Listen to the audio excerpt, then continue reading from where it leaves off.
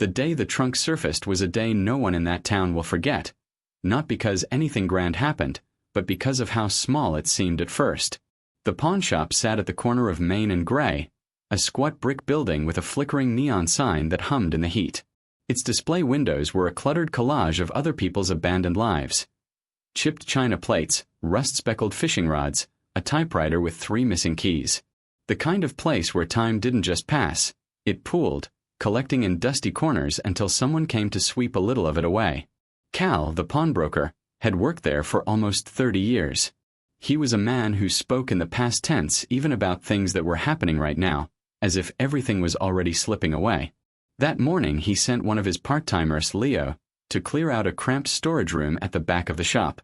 They were expecting a shipment of tools from an estate sale, and Cal needed the space.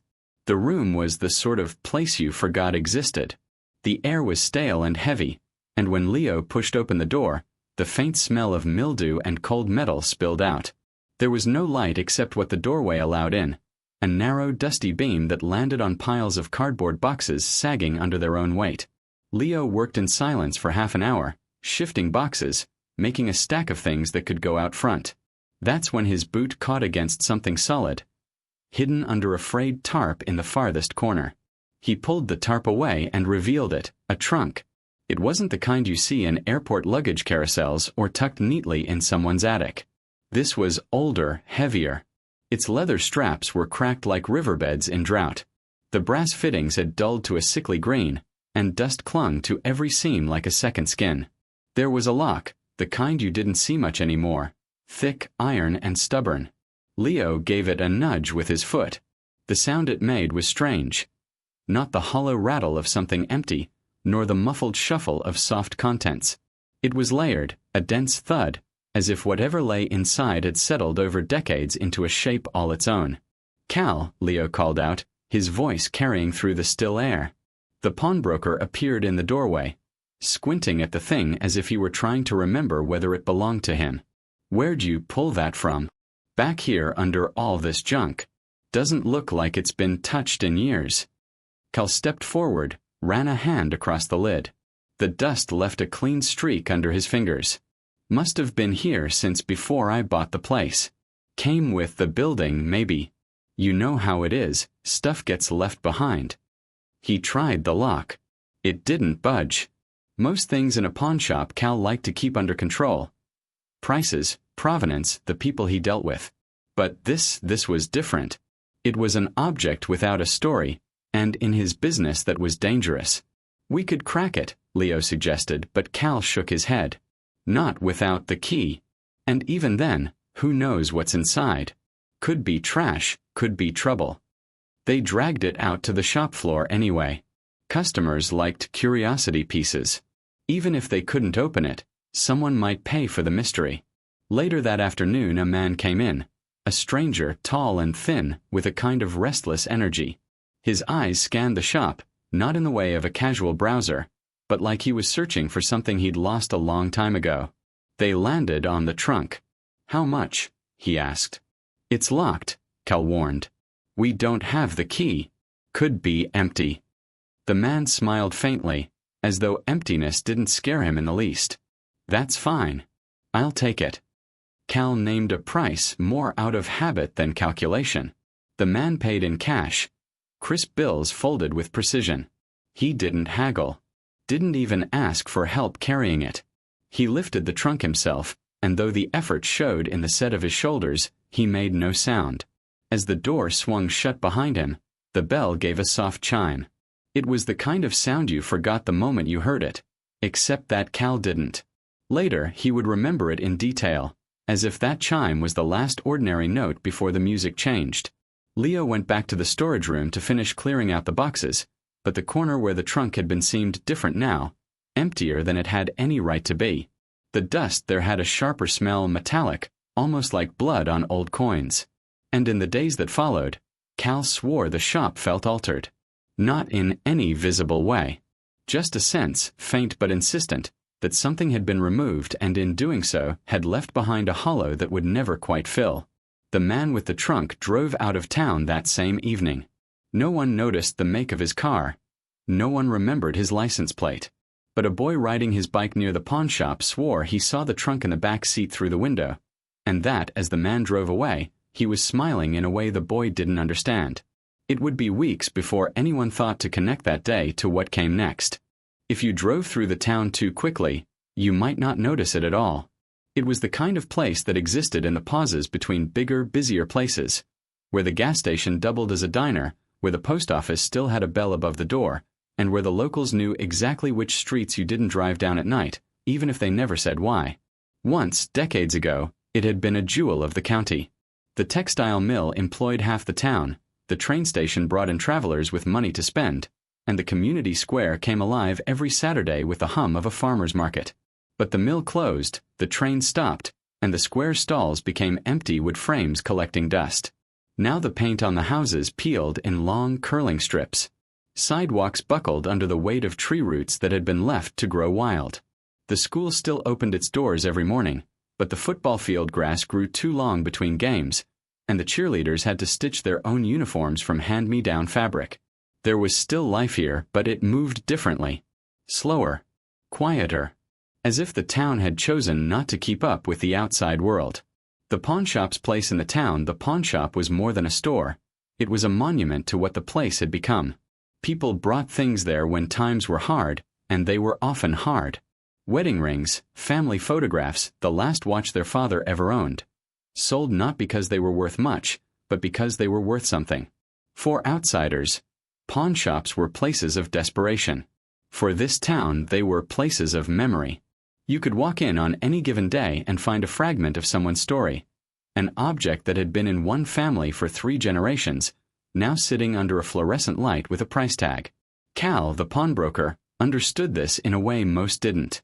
He never asked questions about why an item was brought in, only listened for the way the owner's voice caught when they said goodbye to it. When the trunk appeared, it didn't feel like a normal piece of inventory. It felt orphaned.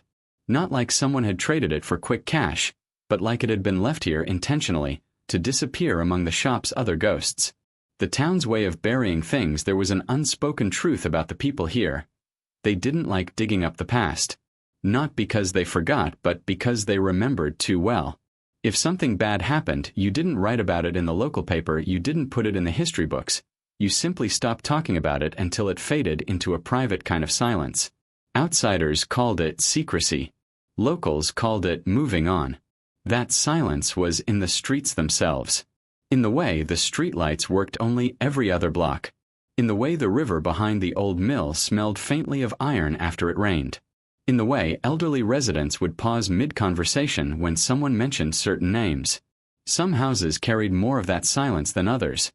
Places with locked rooms, basements no one went into anymore, sheds whose padlocks hadn't been touched in years. The town didn't have official landmarks, but everyone knew which buildings meant something, even if no one could, or would, explain what. The pawn shop, with its dusty counters and dim-lit aisles, had always been one of those places. The stranger who bought the trunk when the stranger left with the trunk, word traveled quickly. Not through gossip. No one rushed to tell the story, but through the invisible web of awareness that bound the townspeople together. Someone at the diner mentioned seeing him carry it out. Someone else at the gas station mentioned he paid in cash. By nightfall, a few people were wondering where he had taken it. The thing about towns like this is that they don't just watch newcomers, they weigh them. Every stranger's face is measured against memory, tested for resemblance to someone who left years ago, someone who shouldn't be back, or someone who never belonged here in the first place. No one recognized him. That was unsettling. Not because strangers were rare, they weren't, but because this one came and went with such specific purpose. He didn't browse, didn't wander, didn't look at anything else. He came for the trunk and then he was gone. And that, more than the trunk itself, was what people remembered. A place suspended between eras even before the trunk, the town seemed to live in 2 timelines at once. In one, it was still 1964. All pressed shirts and polished shoes, church bells on Sundays, and neighbors who greeted each other by name. In the other, it was this, weathered, thinned out, stripped of the noise that once made it vibrant. Walking down Main Street, you could pass an old movie theater with its letters still clinging to the marquee, spelling out a title no one had seen in 50 years. Next door might be a vape shop trying to stay open long enough to break even. Time didn't progress here, it layered itself, one era sitting on top of another, both visible if you knew how to look. It was the perfect place for a mystery to hide. Because in a town where the past never really left, who could tell when it had started whispering again? The weight of the air in the week after the trunk was sold, the air in the pawn shop felt heavier. Cal couldn't explain it, and he didn't try to. He'd seen enough strange things pass through his store to know that some objects carried more than their weight in metal and wood. Customers came in as usual, but a few seemed distracted, glancing toward the empty corner where the trunk had been, as though expecting it to still be there. One older woman lingered near it, not realizing it was gone, and when Cal told her it had been sold, she looked at him for a long moment before saying softly, "I hope he knows what he's taken." No one asked for details. No one needed them. Because in towns like this, some sentences didn't require endings. The year was 1964, and summer had just begun to press its heavy hand over the county. It was a time when the evenings smelled of cut grass and cigarettes, when the streets filled with the sound of radios playing songs that would someday be called classics. But for all its warmth, there was a tension in the air. Something quiet, something unspoken. That summer, 19-year-old Margaret, Maggie, Rowe vanished. And though 60 years had passed, her name still had a way of making people lower their voices. The last night she was seen, the night she disappeared, was supposed to be ordinary. A Friday. The town hall was hosting a community dance, the kind with crepe paper streamers and a borrowed jukebox in the corner. Maggie had been seen there, wearing a pale yellow dress, laughing with friends. Witnesses remembered her dancing to a slow song, her eyes distant as though she were listening to something only she could hear. She left the dance just after 10 p.m. A few saw her walk out into the warm night air, her heels clicking against the pavement. She was alone. She was smiling. And that was the last anyone could agree on. Some swore they saw her at the bus stop 20 minutes later. Others claimed they saw her turn down the narrow road toward the river, where the streetlights didn't reach. One man, whose account the police never confirmed, insisted he saw her talking to someone in a dark sedan, the engine idling, the brake lights glowing faintly red against the trees. By morning, she was gone. The search that shook the town for the first time in its quiet history, the town became a stage for something far larger. Police cars combed the streets. Volunteers swept the riverbanks, calling her name into the woods. Local reporters photographed every corner where she might have stood. Her disappearance was front-page news for weeks. State police came in, promising they would find her. They didn't. The only physical clue recovered was a single shoe, scuffed, water-stained, found half a mile from the dance hall. No fingerprints. No blood. Just the shoe lying in the weeds, like it had been placed there on purpose. The suspects that were never named aloud, the investigation circled through the same names over and over. A young man from the next town over, who had taken an interest in Maggie. A coworker from the diner, who always seemed to linger after closing. Even quietly, a member of her own extended family. Someone with a temper, someone who didn't like her staying out so late. But this was 1964. The police could suspect, they could even whisper, but they could not, perhaps would not, make certain accusations public. The town had a way of protecting its own, even when doing so meant swallowing the truth whole. Instead, the case went cold. Files were boxed and shelved. Officers retired. Witnesses aged. And the silence grew. The woman behind the name, the Maggie Rowe that lived in memory, was not just a missing person. She was a young woman on the edge of her life. She had been saving tips from her diner job to move to the city. She wanted to study nursing. She had a habit of writing notes to herself on scraps of paper. Lists, poems, fragments of overheard conversations, and tucking them into her purse. Her friends remembered her as warm but restless. Her mother remembered her as a girl who felt too much. She had a streak of stubbornness that sometimes made her seem older than her years. And in the weeks before she disappeared, a few people noticed something else. Maggie had grown quieter. She would glance over her shoulder in the street. She had started locking her bedroom door at night. She never said why. The case becomes a ghost story by the 1970s. Maggie's disappearance was no longer just an open police file. It had become something else entirely. Children dared each other to walk past the old dance hall after dark. Teenagers whispered that her ghost could be seen by the river on hot nights. Some said if you stood under the flickering streetlight at the corner of Main and Weaver, you could hear her footsteps behind you. It wasn't just a mystery anymore. It was a local legend. And legends don't fade. They grow roots. The trunk's first whisper of connection for decades. The story lay dormant. Then came the trunk. When word spread that a locked trunk had been found in the pawn shop, one that looked at least half a century old, people made the leap on their own. No one could explain exactly why, but the connection to Maggie Rowe felt immediate. Some swore they remembered hearing about a trunk in the early days of the investigation, something her family had reported missing from her room. Others dismissed it as false memory, the way details in old stories twist themselves into shape over time. But when the pawnbroker described the initials faintly carved into the lid M.R., the whispers began again. And this time they didn't stop.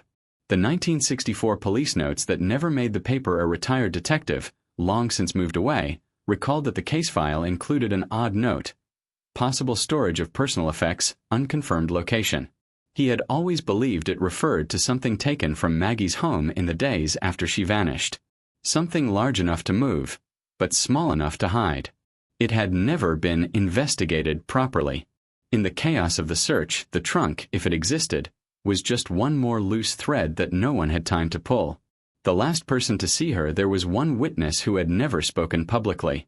A woman now in her 70s, who had been a teenager at the dance that night. She claimed, quietly to a neighbor, that she saw Maggie step into the back of a truck parked in the alley behind the hall. The truck's driver was a man she didn't recognize.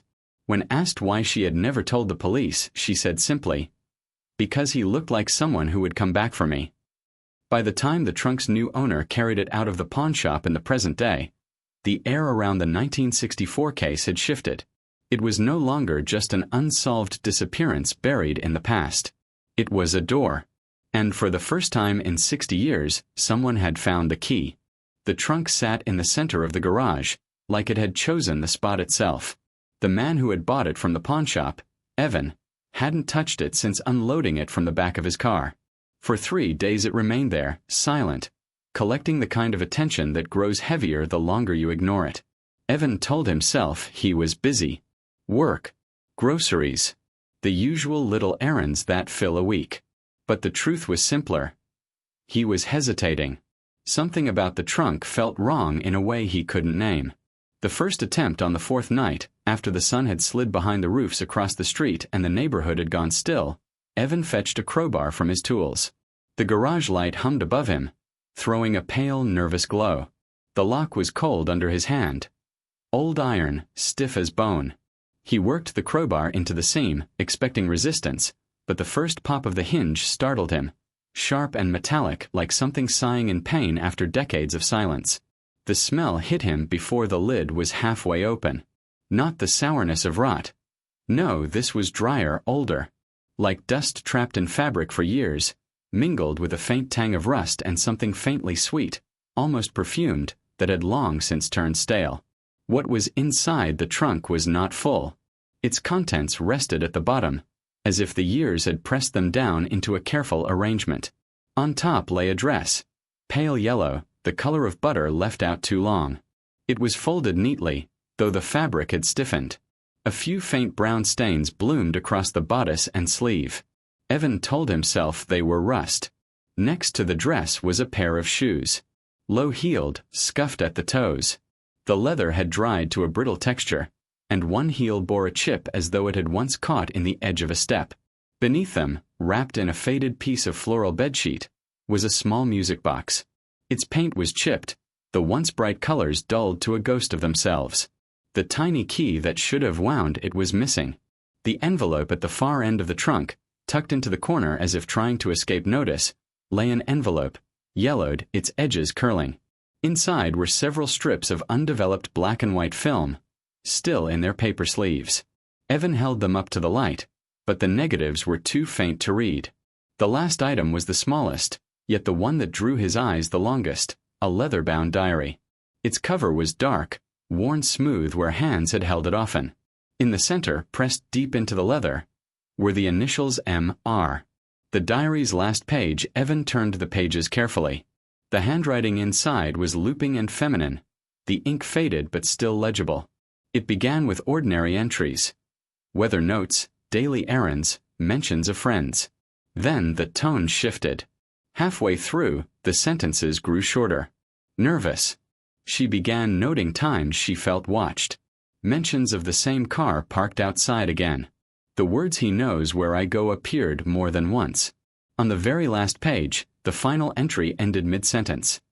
"If anything happens to me, it will be because..." The ink stopped there. A line dragged faintly downward, as if the pen had been pulled from her hand. Evan closed the diary slowly, his fingertips resting on the cover.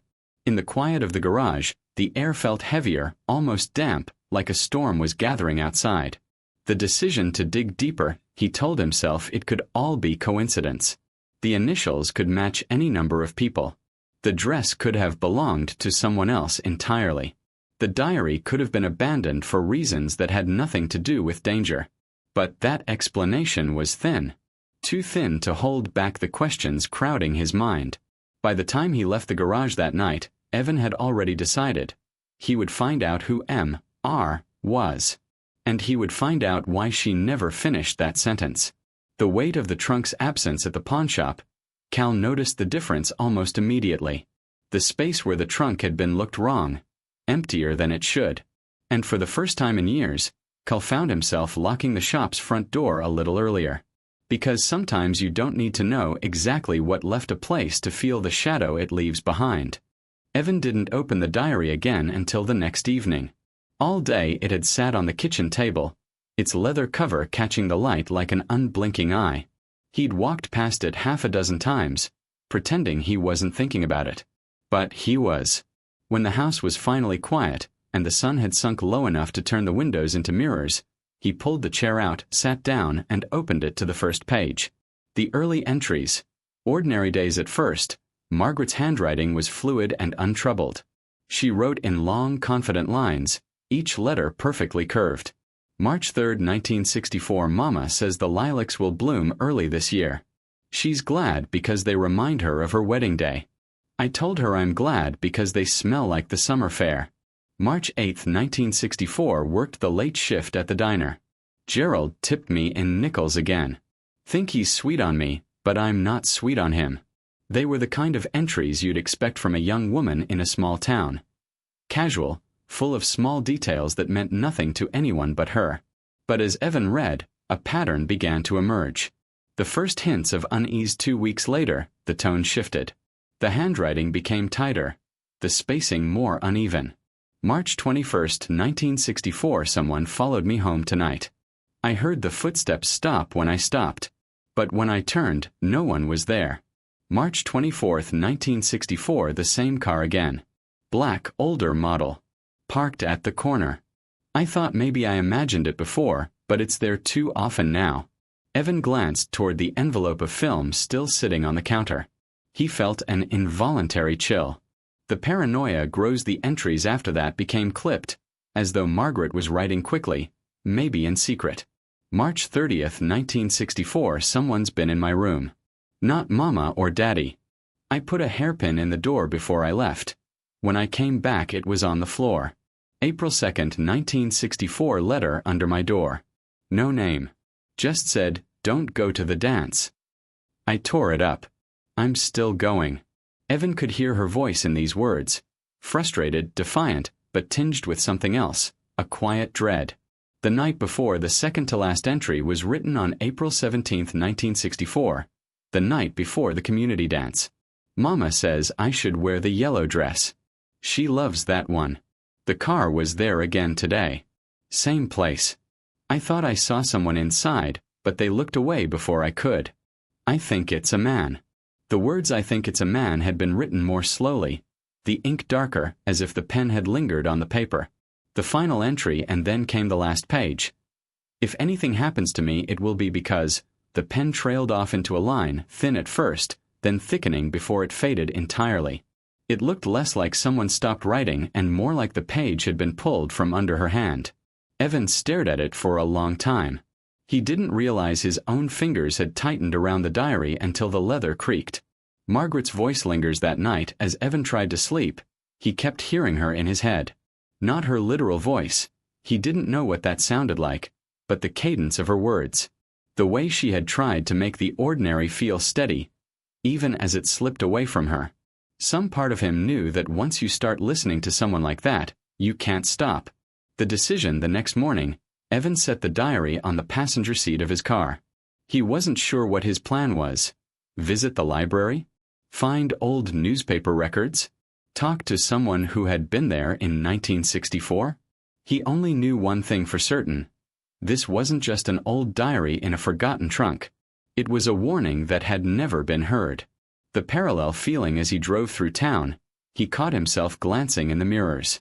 Once, twice, 3 times. It was ridiculous. No one was following him. And yet, he couldn't shake the image. A black car at the corner, someone inside looking away before he could see their face. For the first time since opening the trunk, he understood exactly how Margaret must have felt in those last weeks. The envelope of negatives had been sitting on Evan's kitchen counter for days, as if it knew he was afraid of what it might show. He told himself he was only putting it off because film this old could be delicate, because he'd have to find someone who knew how to handle it. But the truth was simpler. He was afraid that once he saw the photographs, he wouldn't be able to pretend this was just an odd old trunk anymore. The call he found a small photography studio in a neighboring town, one of the few places that still advertised film development. The owner was an older man named Harris, with hands that moved like clockwork when he worked the machines.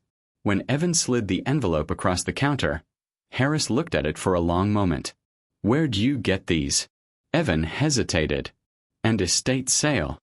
Harris didn't ask further, but his expression said he wanted to. "Come back in 3 days," he said. The pickup 3 days later, the prints were ready. Harris met him at the counter with the kind of cautious look people wear when they've seen something they're not sure they should talk about. "They're clear enough," Harris said. "But some of these, well, you'll see." The prints were in a plain manila envelope. Evan took them to his car and opened them right there. The afternoon light slanting through the windshield. The first photos, the first few, were harmless. Black and white shots of the town from decades ago. The old train station. The diner with its hand-painted sign. The river in springtime, its banks heavy with willows. But as Evan flipped through them, he noticed something odd.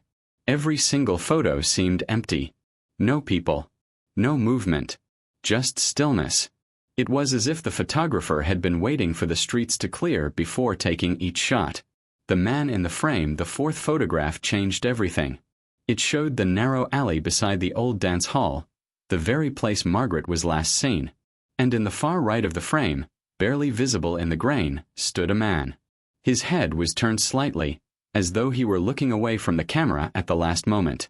His face was obscured, but something about his posture made Evan's skin tighten.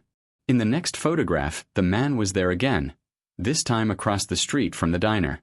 Still turned just enough to keep his face hidden. Evan began flipping faster. There he was again. And again. Never close. Never centered. Always watching. The pawnshop connection, the last photo, stopped Evan cold. It was of the pawnshop. Not as it was now, with its neon sign and cluttered windows, but in 1964, when it had been something else entirely. The building looked newer, the brick sharper, the windows spotless. And standing just in front of it, wearing the pale yellow dress from the trunk, was Margaret Rowe. Her face was turned toward the camera this time. She was smiling, but it wasn't a carefree smile. It was tight, uncertain, as if she didn't know she was being photographed until the shutter had already clicked. And just beyond her shoulder, the man. The same man from the other photos. Still looking away. The weight of proof. Evan sat in the car, the stack of photos trembling slightly in his hands.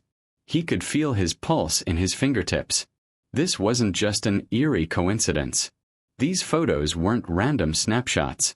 Whoever took them had followed Margaret, just as she'd written in the diary. And if the last image was to be believed, she had been standing outside the very building where her trunk would be found 6 decades later. The decision to keep quiet. For now, Evan thought about going straight to the police. But something held him back. He imagined walking into the station, dropping the diary and photos on the desk, and being met with skepticism. Old evidence. No chain of custody. No way to prove the photos hadn't been staged. He needed more. More proof. More context. Something that would make the story undeniable. And so, he slid the photographs back into their envelope, started the car, and made a silent promise to Margaret Rowe. He would find out who the man was, and why he had never been caught. Evan started with the public library's archive room, a narrow, dust-smelling space lined with shelves of bound newspapers and boxes of yellowing photographs. He jotted down a list of names from old articles about the 1964 disappearance, most of them local witnesses who had been interviewed at the time. Many of them were gone now. Some had moved away, some had died, and a few, well, their names no longer appeared in phone directories at all. But there were still a handful who lived within an hour's drive. The first was Helen Price, 82 years old, living in a sagging white house on the edge of town. She opened the door a crack when Evan knocked, peering at him through the screen. "I'm looking into the disappearance of Margaret Rowe," he said. Her eyes flickered, recognition, followed quickly by something cooler. "That was a long time ago." "I found something that might be connected," he said, holding up a photocopy of one of the photos. Margaret in the yellow dress, the man in the background. Helen's hand trembled as she pushed the screen door open. "I remember that day," she murmured. "She passed my house on her way to the dance. I told her she looked lovely. She smiled, but—" Helen paused. It was like she'd just been told a bad secret. When he asked about the man, Helen's lips pressed into a line. "Don't know him," she said quickly. Then, almost as an afterthought, "And if I did, I wouldn't say. Not now." The second witness next was Arthur Maddox, a retired mechanic who still wore oil-stained coveralls. They met in his workshop, where the smell of gasoline hung heavy. Arthur remembered the dance clearly. Saw her leave with my own eyes. Walked past me heading toward the alley. Wasn't alone though, she had someone with her. Tall fellow. Kept his face down. "Did you tell the police that?" Evan asked. Arthur scratched his jaw. "Told him I thought I saw her. That's all. Wasn't gonna stick my neck out. Back then you didn't get involved. Especially not with him." "With who?" Evan pressed. Arthur looked away, focusing on a rusted wrench. "You don't want to know." The woman who saw too much, the third, was the hardest to find. Marion Lowell, now in a care facility 2 towns over. The nurse said she had good days and bad ones, but when Evan mentioned Margaret's name, Marion's eyes sharpened. "I saw her after they said she was gone," Marion whispered. "Night after the dance. She was in the back of a truck, sitting real still. Not tied up, just still. Like she knew moving wouldn't help." Evan felt the hair on his arms rise. "Do you know who was driving?" Marion nodded slowly. "Man in a cap. Didn't look at me. Didn't have to. I knew who he was." "Who?" She leaned forward, voice dropping to a breath. "He's still here." The nurse appeared in the doorway then, saying it was time for her medication. Marion sat back, her eyes drifting toward the window. Evan knew she wouldn't say more. The thread that kept snapping by the end of the week, Evan had spoken to 6 people. Each remembered something different, but the pieces never fit cleanly.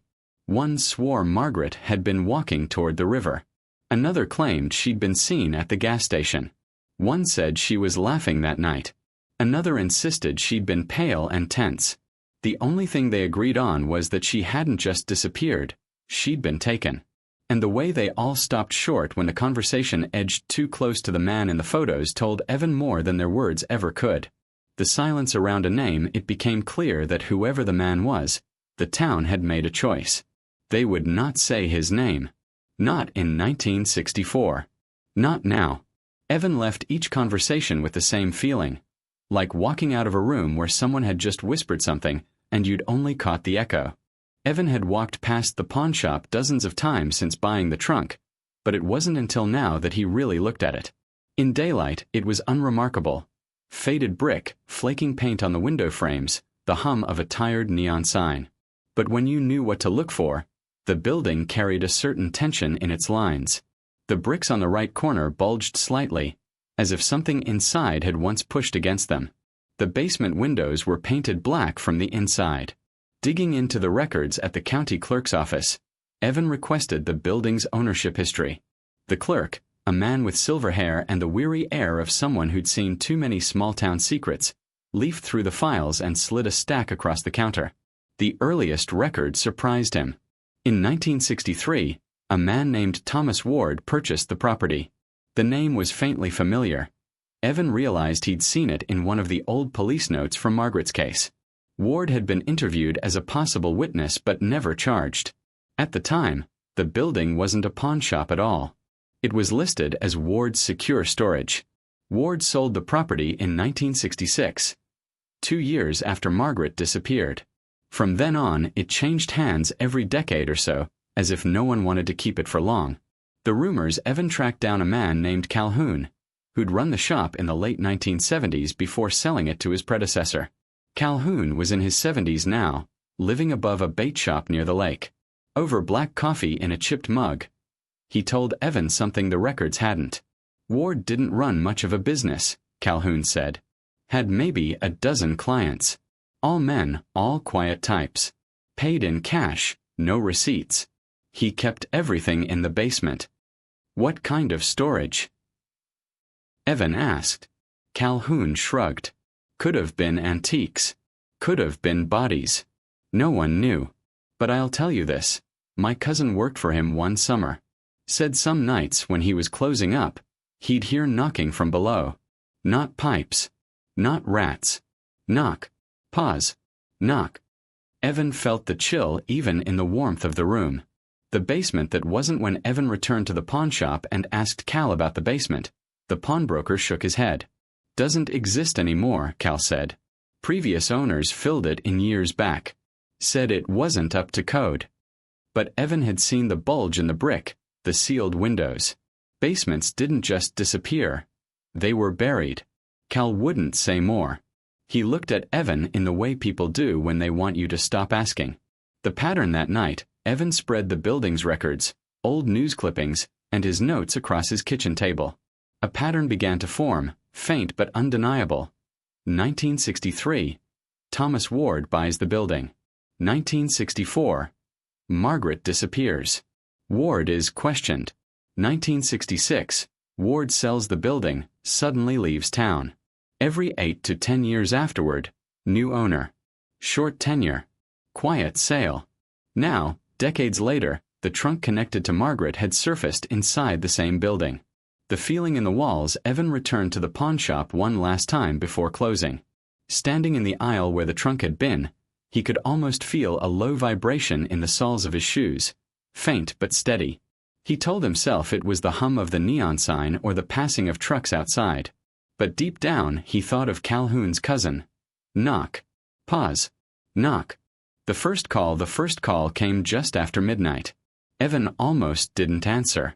His phone screen lit up with an unfamiliar number, and for a moment he thought it might be a wrong number, or a prank. But something made him swipe to accept. Is this the man who bought the old trunk from Cal's pawn shop? The voice was male, cautious, every word weighed before release. Yes, Evan said slowly. You need to see something, the man replied. There's another one. The drive out they met the next afternoon at a farm 30 miles north, a place where the road narrowed to gravel and the fields rolled out under a washed-out sky. The man's name was Harris. Tall, wiry, in his late 60s. He led Evan into a weathered barn, the smell of hay and machine oil heavy in the air. In the far corner, under a tarp weighed down with cinder blocks, was a trunk, almost identical to Evan's. Details too specific to ignore, this one was scuffed differently. Its leather straps cracked in new places, the brass fittings dulled but not in quite the same pattern. Still, it had the same heavy lock, the same stubborn air of secrecy. Evan crouched, brushing away dust from the lid. Faintly carved into the wood were 2 letters, L.S. Harris explained that he'd bought it at an auction 3 years ago, intending to restore it. But when he found what was inside, he locked it back up and never spoke of it again. Opening the second trunk, the lid creaked like old bone as Harris forced it open. Inside, a dress. This one pale blue, with frayed seams and a faint rip along the hem. A pair of women's gloves, one missing a button. A small hairbrush with broken bristles. And in a shallow tin, a stack of black and white photographs. Evan's breath caught as he looked through them. A different woman. A different year by the look of the cars and clothes in the backgrounds. But in every third or fourth frame, the same thing appeared, the man. Always distant. Always turned just enough to hide his face. The 1965 connection. Harris hadn't recognized the woman in the photos. But Evan did, after 2 hours of digging through old archives back home. Her name was Laura Sims. She'd vanished in 1965.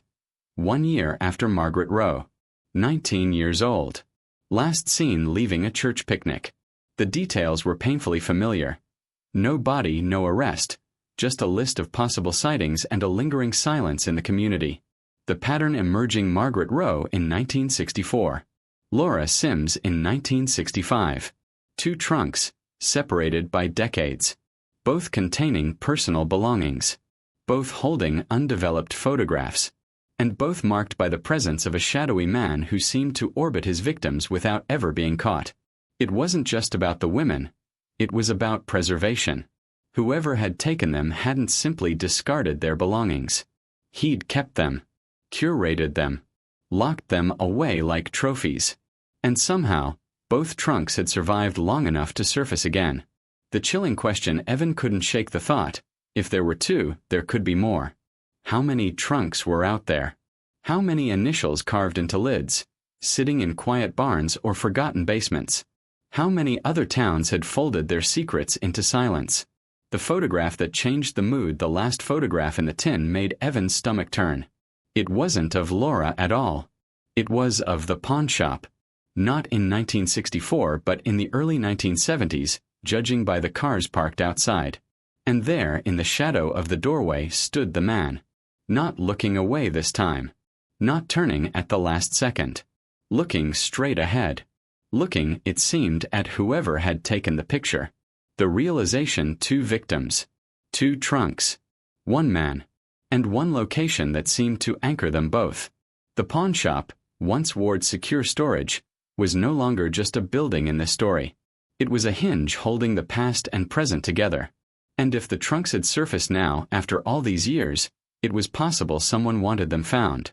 Or worse, someone wanted to see who would come looking.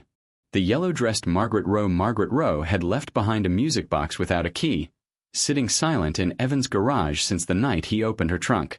For weeks it had been nothing more than an object. Fragile, chipped, its painted flowers faded into a kind of melancholy haze. But now, with 2 trunks found and the same man haunting both sets of photographs, Evan found himself looking at it differently.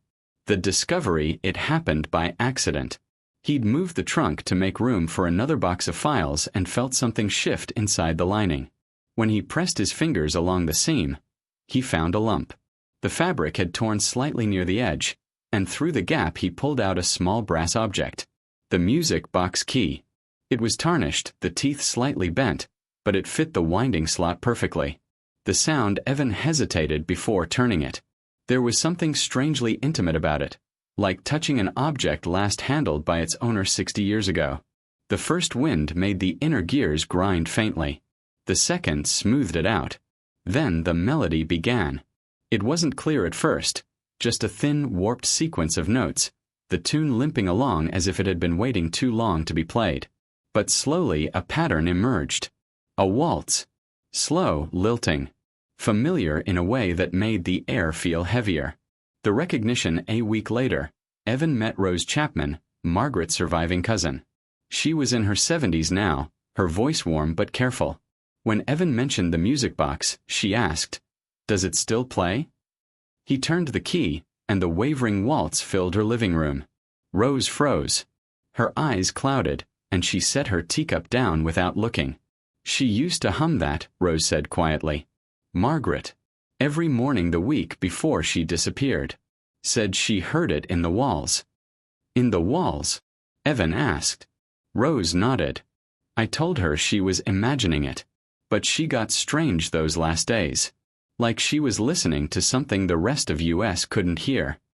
The weight of sound when the melody finished, the silence afterward felt deeper than before. Evan had the unsettling sense that the song wasn't meant for him, that it was a thread meant to pull Margaret somewhere, a sound she couldn't stop following. And now, 60 years later, it was still playing. The photographs, the diary, the music box, the second trunk. It was enough, Evan thought, for the police to take the case seriously. He didn't walk into the station empty-handed. The evidence sat in a worn leather satchel on the passenger seat, and when he placed it on the detective's desk, it landed with a solid, satisfying weight. The reopening Detective Marlowe, a man in his 50s with the resigned patience of someone used to unsolved things, sifted through each item in silence. He lingered on the photographs, especially the ones with the shadowy man in the background. "This is interesting," he said finally, though his tone carried the caution of someone who'd been burned by false leads before. "We can reopen the case, but you understand, it's been 60 years. Witnesses die. Memories fade. Evidence doesn't always hold up." "I understand," Evan said. But he didn't, not really. Part of him still believed that truth, when you finally placed it on the table, had its own kind of gravity. Enough to pull answers toward it. The questions that go nowhere over the next month, the police did what they could. They tracked down the few surviving names connected to both Margaret Rowe and Laura Sims. They reviewed the old reports. They cross-referenced building ownership records. But with each interview, Evan could feel it. The same wall of silence he'd run into himself. People hesitated, changed their answers mid-sentence, claimed they didn't remember. The name of the man in the photographs remained unspoken. The physical evidence didn't help much. The diary was compelling but circumstantial. The photographs proved someone had followed these women, but not who. The music box was personal, haunting, but meaningless in court. The call from Marlowe one rainy Thursday, Marlowe called. "I wish I had better news," he said. "We've got threads, but nothing to tie them together. Without a name, without a body." He trailed off. Sometimes cases go cold for a reason. "What reason?" Evan asked. Marlowe didn't answer. The line clicked, and the call was over. The return that night, Evan drove back to the pawn shop. Cal was locking the front door when he pulled up. "You're here about the trunk," Cal said, not as a question. Evan nodded. Cal looked at him for a long moment, then walked back inside, gesturing for Evan to follow. He led him to the back room, the same place where the trunk had sat for decades before being found. "Sometimes," Cal said, "things don't want to leave where they've been kept." When Evan left a few minutes later, the trunk was back in its old spot. Empty, but heavier in the air than it had ever been in his garage. The silence of an ending that isn't. There was no press release. No final headline.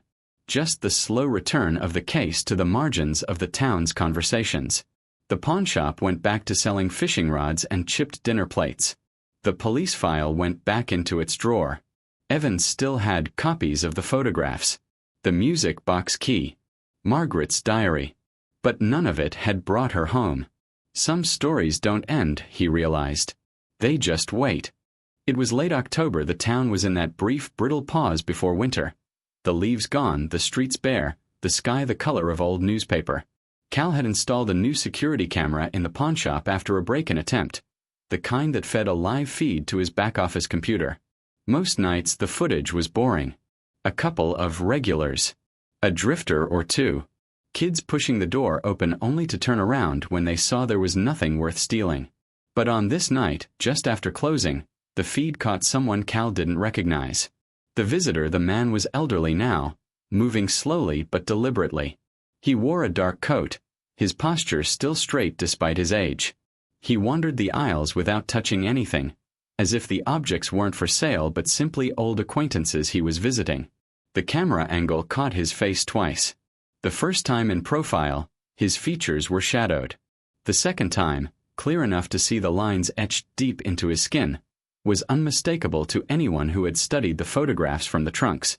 The man, 60 years older, but the same set of the jaw, the same way of keeping his eyes just shy of the camera. The trunk. He stopped in front of it. Margaret Rowe's trunk, sitting in its old place in the corner. He didn't open it. He didn't try to move it. He simply rested his hand on the lid, fingers splayed like a man greeting an old friend. Then he smiled. Not wide, not theatrical, just a faint curve of the mouth. Private, like he was remembering something only he could. The exit without speaking to Cal, without buying a thing. The man turned and walked toward the door. The bell above it chimed softly as he stepped into the night. Cal, frozen behind the counter, only moved when the door closed. By the time he made it outside, the man was gone. No car. No footsteps on the sidewalk. Just the cold air and the faint hum of the street lamp. The freeze frame. Evan saw the footage a week later.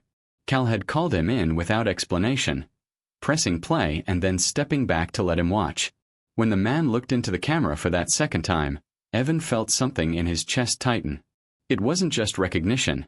It was the realization that the man hadn't been hiding from the camera at all. He'd been looking at him. Through the lens. As if he knew exactly who would see it. The unanswered no one ever saw the man again. The police reviewed the footage, but without a name or a record to match the face. It was just another ghost in the file. The trunks stayed where they were. Silent. Heavy. Waiting. Evan kept a copy of the video. Sometimes he'd play it late at night, pausing on that moment in front of the trunk, the man's hand on the lid. Every time, he'd think the same thing. Some stories don't want to be solved. Some stories want to be remembered.